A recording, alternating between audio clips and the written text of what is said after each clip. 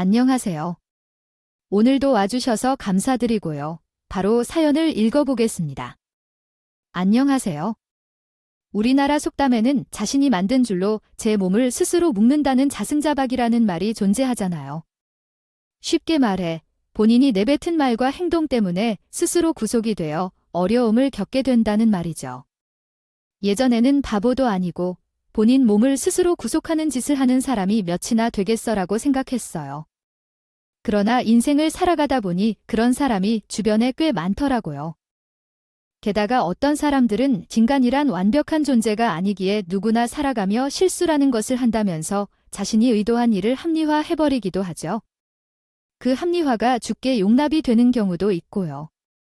사실 저는 이런 것들을 보면서 세상의 일이 참 아이러니하게 느껴졌던 것이죠 같아요.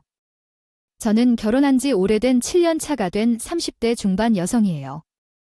지금은 동네 초등학교 앞에서 떡볶이집을 운영하고 있어요. 그리고 제 남편은 조그마한 스타트업 회사에서 일하고 있어요.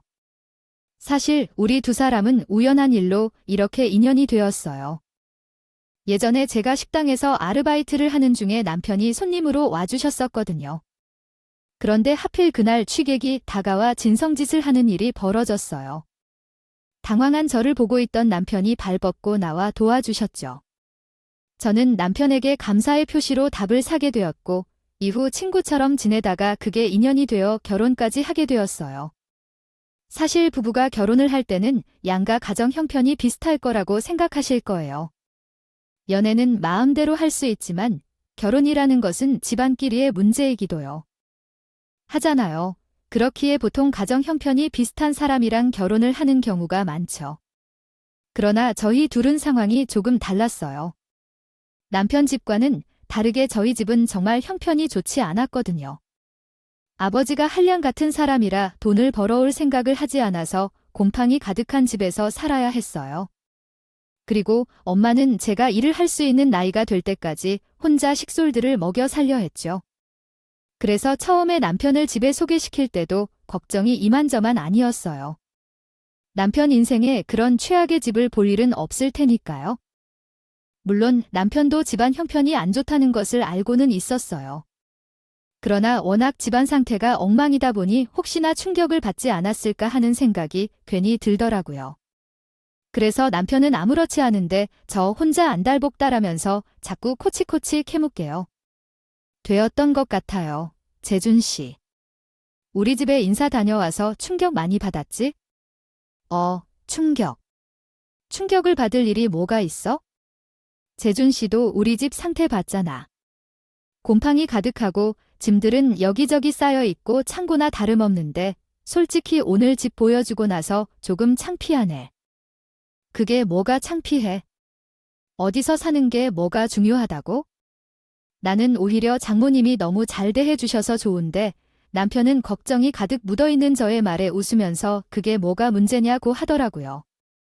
사람 사는 거 다 똑같다면서 어디에 살고 어떻게 사는지는 중요하지 않다고 저를 달래주었죠. 그래도 남편이 이렇게 이야기를 해주니까 저는 조금 안심이 되었던 것 같아요. 사실 저는 남편과 비교했을 때 뭐 하나 잘난 게 없어서 처음에는 결혼도 안 하겠다고 했었어요. 이제 와서 하는 얘기지만 저는 남들 다 가는 대학교도 못 나왔어요. 집안 형편 때문에 공부를 더 하고 싶어도 하지 못했고 결국 고등학교만 졸업한 후 식구들을 먹이기 위해 생활전선에 뛰어들어야 했거든요. 물론 남들보다 일찍 일을 시작한 덕분에 조금씩 돈은 꽤 모을 수 있었어요. 처음에는 집안 형편 때문에 돈을 제대로 모을 수 있으려나 생각했는데 티끌 모아 태산이라고 조금씩 몇 년 동안 적금을 꾸다 보니 목돈이 만들어지더라고요.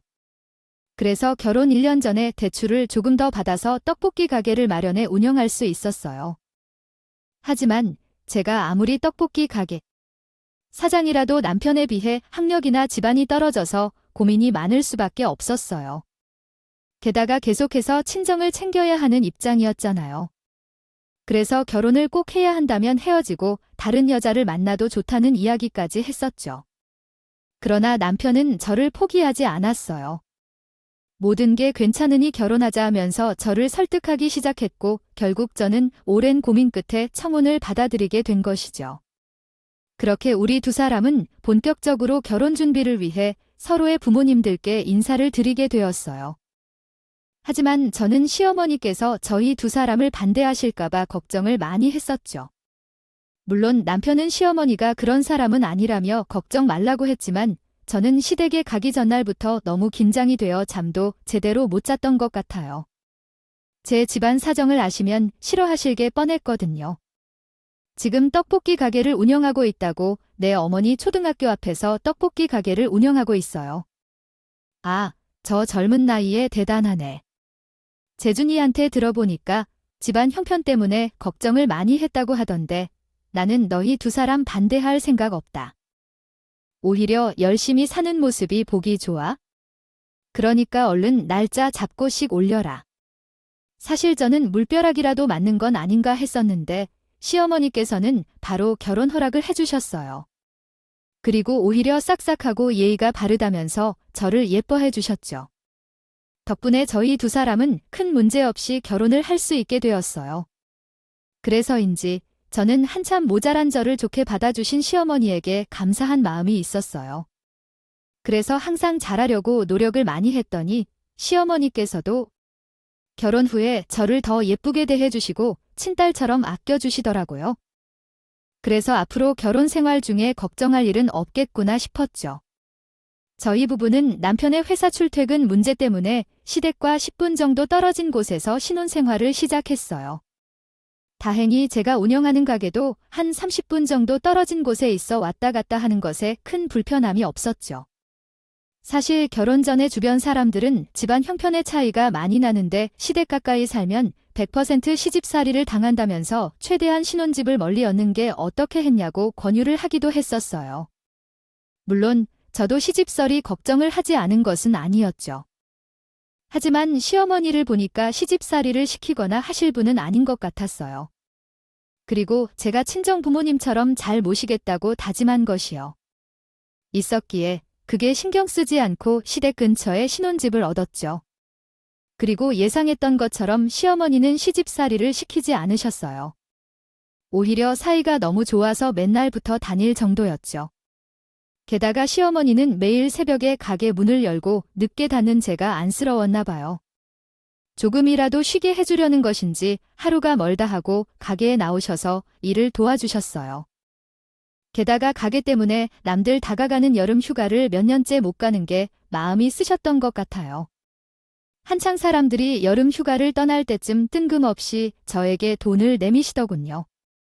어머니, 이게 웬 돈이에요? 100만 원이나 되는데 이 큰 돈을 왜 저한테 주세요?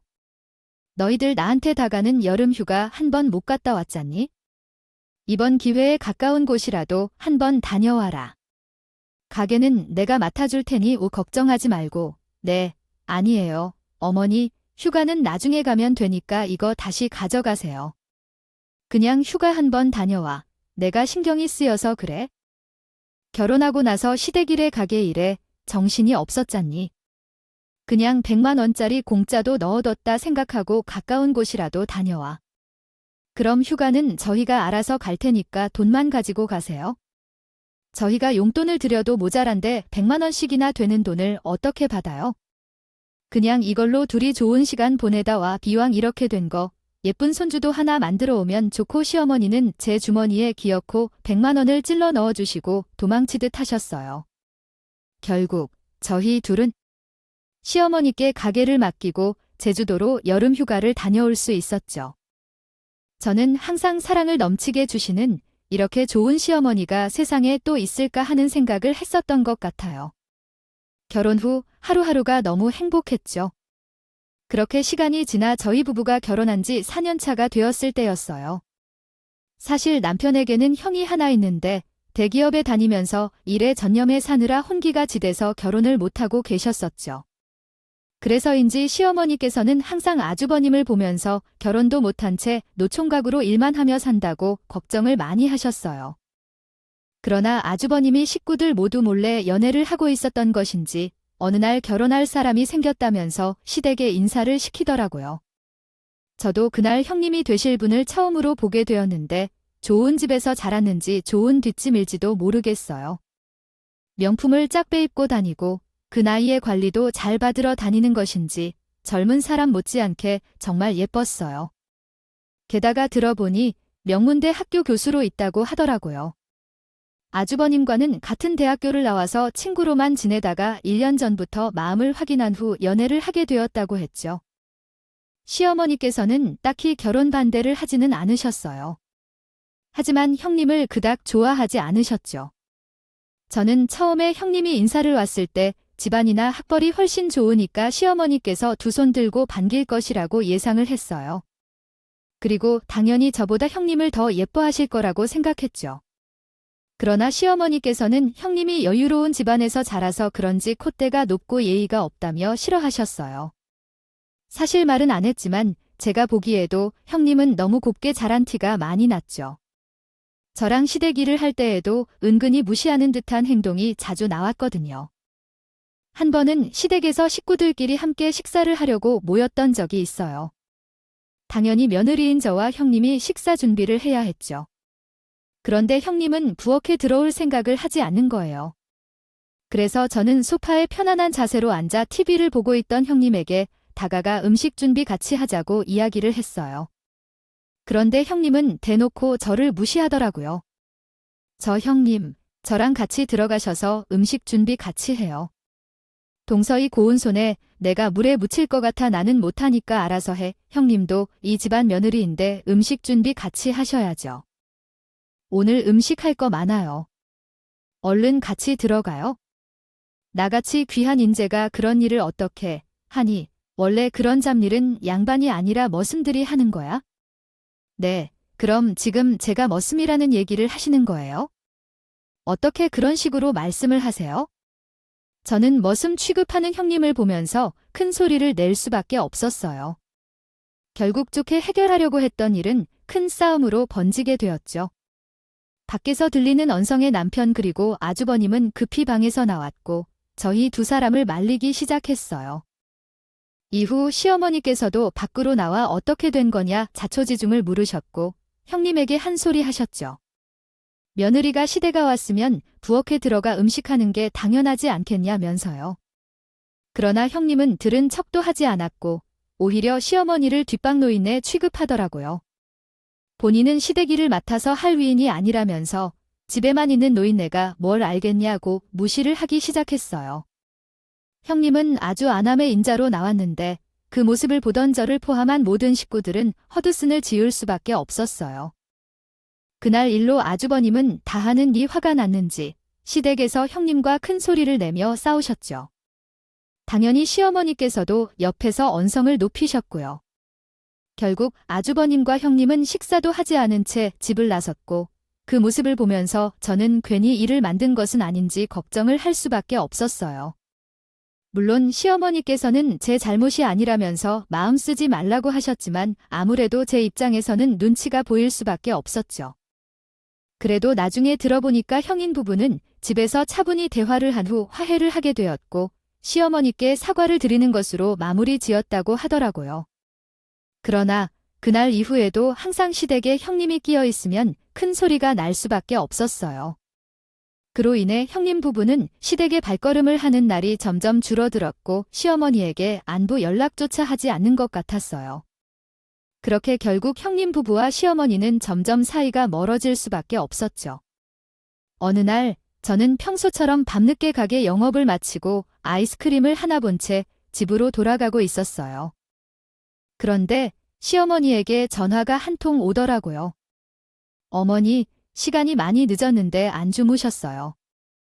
잠이 와야 말이죠. 너 지금 재준이랑 같이 집에 좀 와라.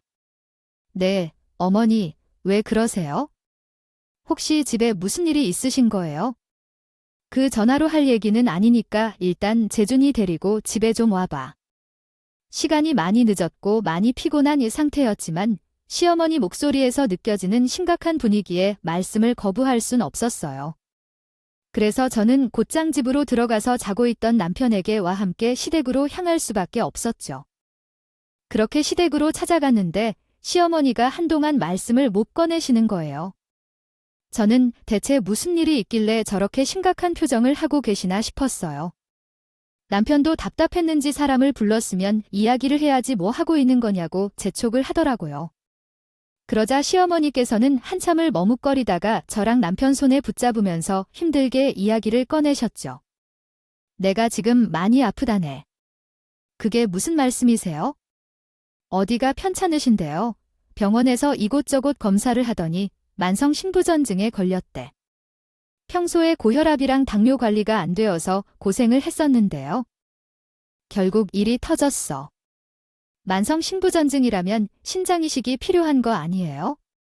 의사 선생님께서도 이식 준비해야 할 것 같다고 하더라. 그래서 말인데 저희 업체 없지만 너희 두 사람이 신장 공여자 검사를 받아보면 안 될까? 시어머니께서는 본인이 형님 부부와 사이가 안 좋은 상황이니 얘기를 꺼내 볼 수가 없다면서 제발 부탁한다고 했어요. 저희 부부가 생각하기에도 형님 부부는 시어머니가 부탁한다고 해서 흔쾌히 신장 공여자 검사를 받을 사람들은 아닌 것 같았죠. 결국 시어머니를 살릴 수 있는 사람은 저희 두 사람밖에 없겠다 생각했어요. 그래서 저희 부부는 고민도 없이 살겠다며 검사를 받아보겠다고 했죠. 저는 평소 시어머니를 제친 부모님처럼 생각하고 있기에 당연히 제가 할 수 있는 일이라면 해야 한다고 생각했거든요. 정말로 너희들이 신장 공여자 검사해 볼 거야. 네, 어머니, 너무 걱정하지 마세요. 저희 둘 중에 한 명은 어머니께 드릴 수 있을 거예요. 정말 고맙다. 나한테는 너희 두 사람밖에 없어. 시어머니께서는 저희 두 사람의 말에 너무 고맙다고 눈물까지 흘리셨어요. 그 모습을 보면서 저는 시어머니가 만성 신부전증인 것을 알고 얼마나 마음고생이 많으셨을까 싶더라고요. 그래서 하루라도 빨리 검사를 받고 이식 수술 여부를 알고 싶었어요. 그래서 곧장 병원에 검사 예약을 해놓았고 며칠 뒤 남편과 함께 병원으로 가서 공여자 검사를 받게 되었죠. 그리고 시간이 지나 검사 결과가 나오는 날 저희 부부는 떨리는 마음을 안고 진료실에 들어가게 되었어요. 검사 결과를 보니까 이재준님은 조직이 맞지 않아 이식 불가능하실 것 같고 김지영님은 가능하실 것 같네요. 네, 제가 정말 어머니께 신장을 드릴 수 있어요. 네, 김정님께서 이식에 동의만 하신다면 바로 스스로 준비해서 진행하실 수 있을 것 같습니다. 네, 어머니를 살릴 수 있는 유일한 일인데 당연히 제가 해야죠. 알겠습니다. 그럼 간호사님 통해서 이식 수술 관련 내용 전달받으시고 날짜 맞춰 임순영님 모시고 오셔서 예원하시면 됩니다. 그렇게 저희 둘은 간호사님 통해서 관련 내용을 전달받고 병원 밖으로 나왔어요. 사실 겉으로 티는 안 내지만 혹시나 두 사람 모두 신장 이식 불가능하다고 하면 어쩌지 싶어 걱정이 많이 되었거든요. 그런데 제가 가능하다고 하니까 한시름 놓을 수가 있었죠. 저희 두 사람은 곧장 시댁에 찾아가서 시어머니께 소식을 전해드렸고 날짜 맞춰 같이 입원하면 된다 말씀을 드렸어요. 시어머니께서는 제 손을 꼭 붙잡고 너무 고맙다고 제가 생명의 은인이라며 앞으로 은혜를 두고 듣고 갚겠다고 하셨죠. 그리고 남편도 집으로 돌아가자마자 저를 꼭 껴안고 연신 고맙다는 말을 하더라고요. 여보, 쉽지 않을 텐데 큰 결심해줘서 너무 고마워. 고맙긴 뭘, 어머니가 나한테 해주신 것을 비하면 이 정도 수술은 아무것도 아니야. 비속인 가족이라도 이식 수술은 힘든 일이잖아. 근데 흔쾌히 수술하겠다고 해줘서 너무 고마워. 무료로 현지 연락이 있고 외국인 영주권 소지자는 1388-8818로 전화할 수 있습니다. 각자 병실로 흩어져서 이것저것 검사를 받기 시작했어요. 아무래도 신장을 이식하는 큰 수술이기에 시어머니도 확인할 게 많은 것인지 정신이 없어서 한동안 얼굴을 뵙지 못했죠. 어느덧 시간이 지나 수술 전날이 찾아오게 되었어요. 간호사님 말씀을 들어보니 오후가 되면 수술 준비 때문에 면회가 안 된다고 하더라고요. 그래서 잠시 틈이 생겼을 때 면회를 온 남편과 함께 시어머니 병실에 찾아가게 되었어요. 그런데 병실 문에 붙어있는 조그마한 창문으로 살펴보니 형님 부부가 면회를 와 있더라고요. 사실 평소에 사이가 너무 안 좋으니까 형님 부부가 시어머니 시술에는 관심이 없는 줄 알았어요. 저한테도 전화 한 통 없어서 그럼 그렇지라며 생각하고 있었거든요. 그런데 형님 부부가 며느리와 있는 것을 보니까 웬일이래 라는 생각밖에 안 들었던 것 같아요. 남편도 세 사람이 함께 있는 모습을 보더니 그래도 가족이라고 걱정이 되어서 면회는 왔나 보네라고 하더라고요. 저는 형님 부부도 왔으니 수술 전에 인사나 하고 가야겠다 싶어서 안으로 들어가려고 손잡이를 잡았죠. 그러면서 병실 문이 살짝 열렸는데 그때 형님과 시어머니가 나누는 대화 소리가 들렸어요. 어머니, 신장은 제가 드려야 하는데 보시다시피 제 몸이 워낙 연약해서요. 아이고, 무슨 소리야. 똑똑한 우리 명문대 교수님은 오랫동안 살아야지. 고졸 출신과 명문대 교수의 대우가 당연히 달라야 하지 않겠어. 원래 돈 없고 빽 없는 사람이 사랑을 받으려면 몸으로라도 은혜를 갚아야 하는 거야. 이 시어머니는 학생들이 학벌을 높이려고 열을 올리는 게 다 이유가 있는 거라고 했죠. 그러면서 형님이 저와 다르게 학벌도 좋고 능력도 좋으니 대우가 다른 게 당연하다고 그래서 신장을 저에게 받는 거라고 했어요. 그 이야기를 듣고 저희 부부는 두기를 의심하지 않을 수 없었죠. 그런데 그때 가만히 앉아서 두 사람의 대화를 듣고 있던 아주버님도 옆에서 한마디 보태더라고요. 그런데 재준이랑 재수씨도 참 미련하다. 바보도 아니고 어떻게 두 사람 연기에 감쪽같이 속아 넘어가냐? 그러게 말이야. 우리가 연기를 그렇게 잘했나? 여보, 나 교수 관두고 연기자나 할까봐. 어린 며느리, 그게 무슨 소리야? 아니, 너는 학교 가학당에서 해야지. 여운 기자 같은 소리 하지 마라. 어머니, 장난이에요. 제가 이 나이 먹고 무슨 연기자를 하겠어요. 밖에서 보니 세 사람 분위기는 너무 좋아 보였어요. 형님은 뭐가 그렇게 좋은지 우스갯소리를 날리고 있었고 시어머니도 얼굴에 아주 한바꽃이 피었더라고요. 정말 어이가 없고 화가 치밀어 올랐어요. 대화를 들어보니 형님과 시어머니는 저에게 신장이식을 받게 하기 위해서 연기를 했던 것이었죠. 애초에 두 사람은 누구보다 좋은 사이를 유지하고 있었고 저희 부부 앞에서만 서로 미워하는 척 연기를 했던 것이었어요. 정말 충격적인 이야기에 저는 들어가지도 못하고 손을 벌벌 떨면서 병실 앞에서 있었어요. 그런데 그 와중에 형님은 시어머니에게 돈 자랑까지 하더라고요. 어머니, 이번에 신장이식 수술 마시면 제가 완치 선물 이용도 많이 드릴게요. 그러니까 꼭 건강해지셔야 돼요. 알겠죠? 아이, 정말 아이고, 우리 첫째 며느리가 최고다. 그럼요. 제가 어머니한테 빈말하는 거 보셨어요. 그리고 가지고 있는 게 돈밖에 없잖아요. 저 원래 능력 있는 사람은 돈으로 주고 능력 없는 사람은 몸으로 때우는 게 세상의 이치 아니겠어요? 그럼 원래 능력 있는 사람은 무슨 일이든지 돈으로 해결하는 거지 나았고 건강해질 테니까 약속대로 용돈 많이 줘야 돼. 기대하고 있으마. 알겠지? 시어머니는 형님이 돈까지 쥐어주겠다고 하자 뛸 듯이 기뻐했어요. 그러나 옆에 있던 아주버님은 일이 잘 풀리는 게 약간 불안하다면서 이식 수술은 당일날에도 거부할 수 있다고 하던데 안심하고 있어도 되는 게 맞냐고 묻더라고요. 그러자 시어머니는 손까지 내려오면서 걱정하지 말라고 했죠. 어차피 저는 미련하게 착해 빠져서 도망을 가거나 수술 거부할 위인은 못 된다며 혹시라도 마음이 바뀌지 않도록 본인이 수술 당일날 전화라도 해서 눈물 콧물 짜내면 된다고 하는 거예요. 그 이야기를 듣는데 저는 믿었던 사람에 대한 배신감에 치가 떨리더라고요. 남편도 세 사람의 대화를 듣고 화가 잔뜩 났는지 들어가서 따지고 수술 취소하자며 난리를 쳤죠. 그러나 저는 문을 열고 들어가려는 남편 앞을 막아섰어요. 아니, 이걸 왜 가만히 있어서 듣고 있는 거야? 그냥 들어가서 이게 무슨 짓이냐? 따지고 태어나자. 아니, 그냥 병실로 돌아가자. 오늘 우리 여기 안 온 거야? 알겠지?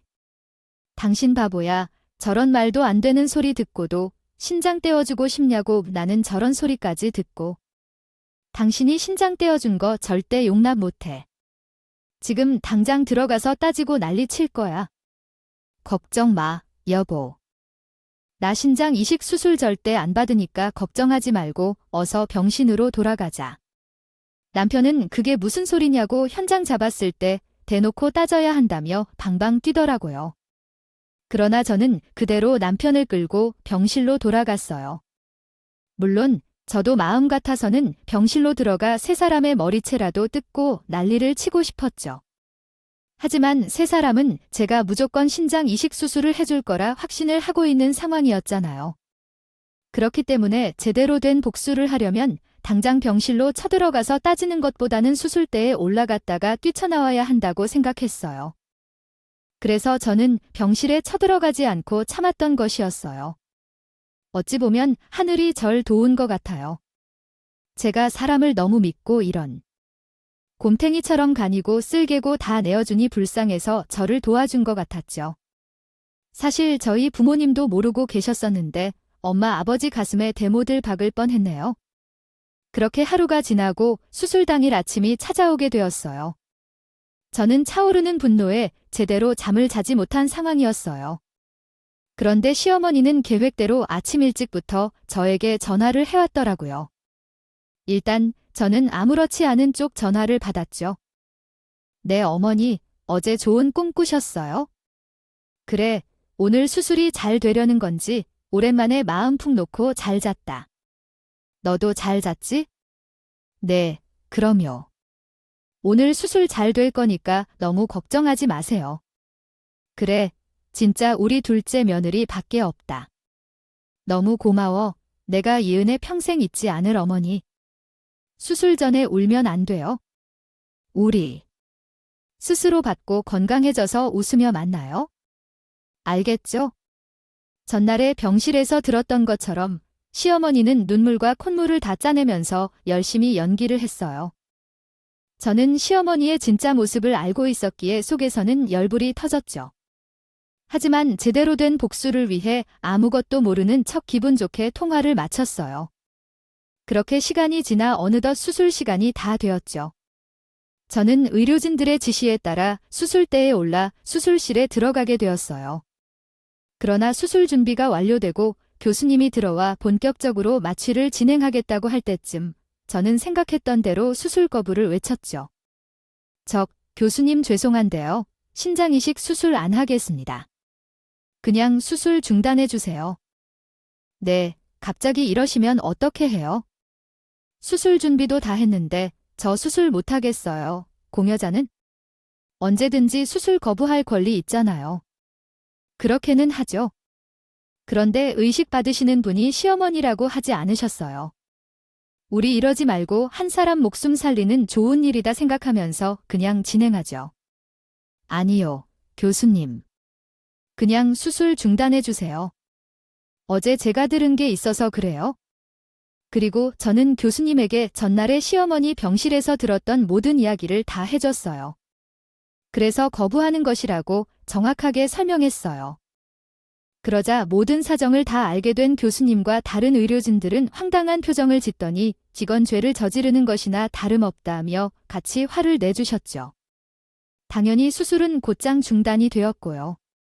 이야기를 들어보니 시어머니도 수술을 진행하려다가 결국 가슴만 열었다 다시 닫은 채로 나와야 했죠. 시어머니는 수술도 하지 못한 채요. 회복실에 있다가 다시 병실로 올라가게 되었고 그 후 의료진들에게 제가 이식을 거부했다는 이야기를 듣게 된 듯 보였어요. 당연히 곧장 저에게 전화를 걸어와 이게 무슨 짓이냐고 당장 병실로 오라면서 난리를 쳤죠. 그래서 저와 남편은 신이 병실로 찾아갔어요. 아, 너 지금 나랑 장난하냐? 아, 이식해준다고 할 때는 언제고 갑자기 말을 왜 바꿔? 너 때문에 쓸데없이 가슴만 열었다 닫았잖아. 그러니까 누가 형님이랑 짜고 그딴 짓 하래요. 저희 두 사람 수술 전날 어머니 보러 왔다가 세 사람이 옹기종기 모여서 하는 소리 다 들었어요. 뭐라고 무슨 얘기를 들었길래 무슨 얘기긴요? 명문대 교수랑 저는 달라서 몸으로 때워야 한다는 얘기요. 그동안 세 사람이 저한테 이식 수술 받으려고 연기하신 것도 다 들었고요. 저는 그런 이야기까지 듣고 아무것도 모르는 채 제 소중한 심정을 느끼고 싶지 않았어요. 너희들이 잘못 들은 거야? 내가 너를 얼마나 예뻐하고 좋아하는데 너도 알고 있잖니? 엄마 입에 침이나 바르고 그런 소리를 해. 어제 여기 와서 세 사람 대화 내용 다 들었다니까 어떻게 그런 짓을 할 수가 있어? 정말 실망이야. 저를 예뻐해 주세요. 받아야 할 게 있으니 겉으로만 좋아하는 척 했겠죠? 어찌 되었건 저는 그런 이야기까지 듣고 이식 수술해 줄 생각 조금도 없으니까 여기서 기증자가 나타나길 기다리던지 아니면 형님한테 받을 돈 포기하고 저 대신 해달라고 하던지 하세요. 저는 이 말의 끝으로 남편 손을 붙잡고 병실에서 나왔어요. 그러자 처음에는 시어머니에게 미친 듯이 전화를 올리더니 나중에는 형님 부부도 알게 되었는지 연락을 해오더라고요. 하지만 저는 끝까지 그들에게서 오는 연락을 받지 않았어요. 그러자 시어머니는 문자로 본인이 죽을 죄를 지었다고 하면서 죄는 미워해도 사람은 미워하지 말라는데 목숨 한 번만 살려달라고 보내왔더라고요. 그리고 형님도 사람 목숨이 중요하지 않겠냐면서 신장 이식 예정대로 진행해주면 안 되겠냐는 이야기를 했죠. 하지만 저희 부부는 그 문자들을 보면서 코웃음을 줬어요. 시어머니는 신장 이식을 못 받게 되고 목숨이 위태로워지니 마음이 급해졌을 테고 형님은 혹시나 본인이 수술을 받아야 할까봐 걱정이 되어 그런 문자를 보냈겠죠. 그러나 제가 끝까지 연락을 받지 않고 무시하니까 결국 시어머니는 형님에게 매달린 듯 했어요. 그러나 시어머니는 완곡하게 거절을 당한 것인지 일주일이 지나도록 재연되지 않았습니다. 지났을 때쯤 저에게 찾아와 무릎을 꿇고 싹싹 빌기 시작했죠. 지영아, 내가 죽을 죄를 지었다. 너는 신장을 준다고 하고, 아니 형님은 돈을 준다고 하니까 그냥 단순하게 꽉 먹고 알 먹는다이라고 생각했어. 그렇게 생각해도 이미 때는 늦었어요. 저는 죽어도 어머니한테는 신장 이식 안 할 거니까 그렇게 알고 가세요. 지영아, 나 좀 살려줘. 의사 선생님 말씀 들어보니까 투석으로도 버틸 수 있는 건 한계가 있대. 이식도 시기를 놓치면 못한다고 하는데 내가 이렇게 빌 테니까 제발 마음 좀 바꿔주라. 어머니의 든든한 첫째 며느리랑 첫째 아드님한테 해달라고 하세요. 그때 들어보니 돈으로는 못할 거 없다면서요. 어머니께서 형님한테 돈 주고 해달라고 하시면 되겠네요. 네, 형님. 차라리 돈을 줘도 좋지. 본인 신장은 못 뺏긴다고. 방방 뛰더라. 이제는 아예 내 연락 받지도 않아. 그리고 신장 이식도 적합이 안 맞는다고 하면 어떡해? 나, 너밖에 없다. 시어머니는 간곡하게 한 번만 살려달라면서 부탁을 했어요. 상황을 보니 형님은 시어머니가 신장 이식 이야기를 꺼내자마자 발빠르게 도망을 간 듯 보였죠. 그러나 저도 이미 이식해줄 마음이 떠나간 상황이었고 더 이상 시어머니의 모습을 보기 싫어서 그냥 내쫓아 버렸어요. 결국 시어머니는 저에게도 거절을 당하고 터덜터덜 그냥 가더라고요. 하지만 목숨이 위태로운 사람이 신장 이식 기회를 쉽게 포기할 리 없었죠. 다음 날 저녁 남편이 퇴근 후 집에 돌아왔을 때쯤 시어머니는 또다시 저를 찾아왔어요. 그리고 또 다시 무릎을 꿇고 눈물까지 흘리면서 빌기 시작했죠. 당연히 남편은 이게 무슨 짓이냐면서 아주 바흥방 뛰고 난리가 났어요. 이게 대체 무슨 짓이야? 엄마는 양심도 없어. 그딴 짓을 하고도 여기 와서 이식 수술 해달라는 소리가 입 밖으로 나오냐고. 미안하다. 내가 이렇게 두 손 모아 빌 테니까 뭐만 용서해줘. 지영아, 나 좀 제발 살려주라. 제가 지난번에도 말씀드렸을 텐데요. 어머니한테 믿을 구석 더 있잖아요. 잘난 형님이랑 아주버님한테 가서 해달라고 하세요. 네, 형님. 네, 형님. 말은 꺼내지도 마라. 그동안 여기저기서 돈을 얼마나 빌리고 다녔는지. 집에 돈 갚으라는 빚쟁이들까지 쫓아왔어. 게다가 배교위기에 부실대학교 시간제 교수였다고 하더라. 저는 이건 또 무슨 소리인가 싶었죠. 시어머니는 본인도 형님한테 감쪽같이 속았다면서 아주 방방 뛰더라고요. 그러면서 아주버님도 이 사실을 몰랐는지 형님과 이혼하려고 이혼 소송을 걸고 지금 난리도 아니라고 했어요. 그러면서 아주 애절한 눈빛을 하고 선 한 번만 도와달라고 하는데 정말 기가 막히더라고요. 그러나 우리 부부는 그런 짓을 하고도 이식해달라는 소리가 나오냐면서 시어머니를 밖으로 내쫓아버렸고 끝까지 거부를 했죠. 결국 시어머니는 저에게서 신장이식을 받을 수 없었고 상태가 악화되어 병원에서 투석을 받으면서 기증자가 나타날 때까지 기다려야 했어요. 그리고 남편은 이번 일로 크게 실망을 했는지 다시는 시댁 식구들과 엮이지 않겠다고 아예 인연을 끊겠다고 통보를 했죠. 저도 남편과 마찬가지로 그날 이후로 지금도 시댁 식구들과 연락을 하지 않고 있어요. 이번 일을 통해 저는 믿는 도끼. 발등을 이렇게 세게 찍힐 수 있다는 것을 제대로 깨달을 수 있었어요. 어떻게 신정을 저에게 받고 돈은 교수 형님에게 받을 생각을 할 수 있었는지. 그리고 저보다 더 나은 교수 형님이 오랫동안 살아야 한다는 말을 할 수 있었는지. 지금 생각해도 어이가 없어서 헛웃음이 터져나오네요. 사실 이제 와서 하는 말이지만 그날 이후로 저는 심경이 참 복잡했습니다. 시어머니에게 큰 실망을 한 상황이었지만 사람 목숨이 달려있는 일이다 보니 이러지도 못하고 저러지도 못하고 참 답답한 시간이 연속이었어요. 차라리 시어머니가 이직 공여자 검사를 받아달라고 부탁할 때 거절을 했으면 좀 낫지 않았을까 하는 생각이 들었을 정도로요. 시댁에서 이러한 일이 있던 걸 저희 친정엄마도 알게 되면서 저는 엄마한테 등짝 스매싱을 맞았네요. 왜 그런 걸 함부로 해준다고 해서 이런 사달이 나게 만드냐고요. 제 탓도 있다고 들었어요. 엄마도 속상하시니까 저런 말씀을 하셨겠죠. 그래도 남편이 옆에서 제 뜻대로 하라며 이해를 해주니 이렇게 버틸 수 있었던 것 같습니다. 지금쯤 시어머니는 어떻게 하고 있는지 모르겠지만 신이 알아서 운명을 결정해 주시겠지 하면서 기다려 보려고요. 힘든 시간도 한 차례 겪었으니 이제는 행복한 일만 가득했으면 좋겠어요. 여러분들의 앞날에도 꽃길만 있기를 저도 기원하겠습니다. 저의 부족한 이야기 들어주셔서 감사하고 이번 일을 계기로 항상 입조심해야 한다는 걸 뼈저리게 느끼게 되었어요. 여러분들의 쓴소리도 달갑게 듣겠습니다. 여기서 정말 많은 걸 배우고 갑니다. 오늘도 끝까지 함께 해주셔서 감사하고요. 다음 영상으로 또 찾아뵙겠습니다.